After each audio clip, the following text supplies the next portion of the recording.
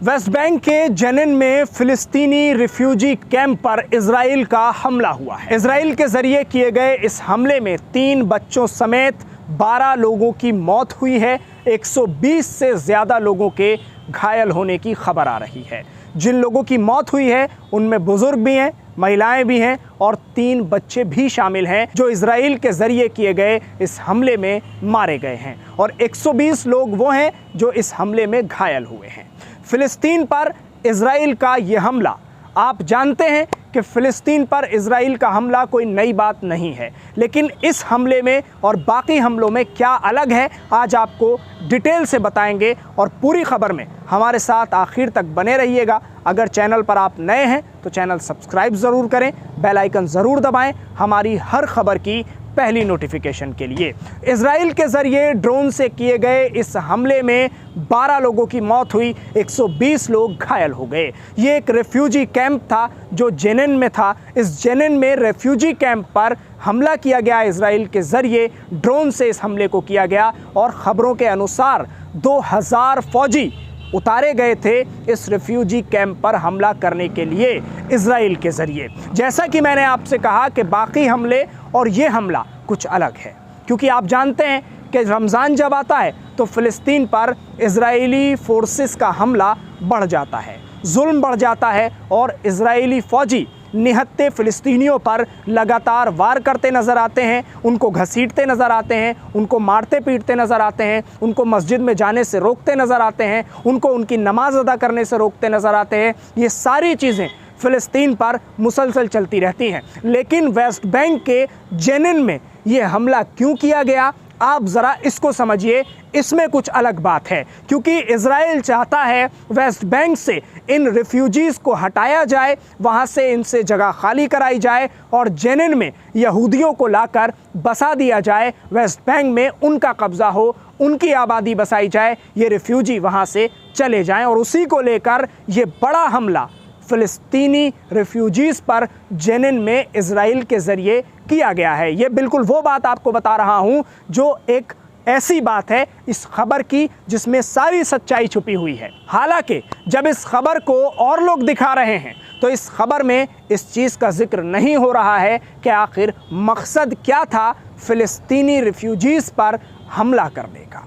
लेकिन आप मकसद समझिए, अपने लोगों को बसाना, फ़िलिस्तीनियों से जगह को खाली कराना, यही चीज़ जो मस्जिद अक्सा पे लगातार इजरायली फोर्सेस करते चले आ रहे हैं, आज कई साल के बाद जेनिन में उसी कार्रवाई को अंजाम दिया गया है और वहाँ से रिफ्यूजी कैंप जो लगे हुए थे उनमें एक ऐसा हमला किया गया जिसमें ना तो मासूम छोटे छोटे बच्चे बचे हैं और ना ही महिलाएं, बुज़ुर्ग, नौजवान। उसमें 12 लोगों की मौत हुई है जिसमें 3 बच्चे भी शामिल हैं। क्या उन बच्चों के पास भी हथियार थे?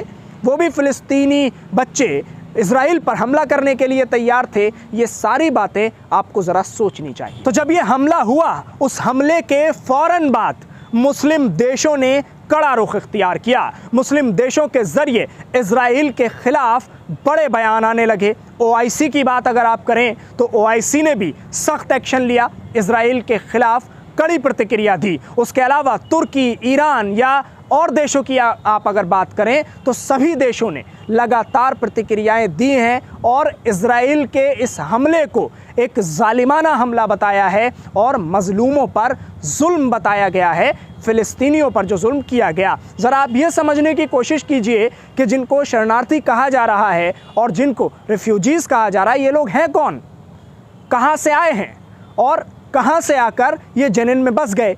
ये वहाँ से आए जहाँ पहले इजराइल के ज़रिए हमले किए गए और वहाँ से ये लोग निकले और जेनिन में आकर बस गए। अब इसको कहा जा रहा है कुछ मुल्कों के ज़रिए, जहाँ एक तरफ मुस्लिम ममालिक इजराइल के ख़िलाफ़ मोर्चा खोल चुके हैं, कड़ी प्रतिक्रियाएं दे रहे हैं। उसी के साथ साथ ब्रिटेन और US की अगर आप बात करें तो उन्होंने कहा है कि इजराइल को अपने सेल्फ डिफेंस का पूरा हक़ हासिल है। यानी इजराइल अपने सेल्फ डिफेंस में कर रहा है ये जो कुछ भी कर रहा है, और वहाँ जो लोग मौजूद हैं वो क्या कर रहे हैं?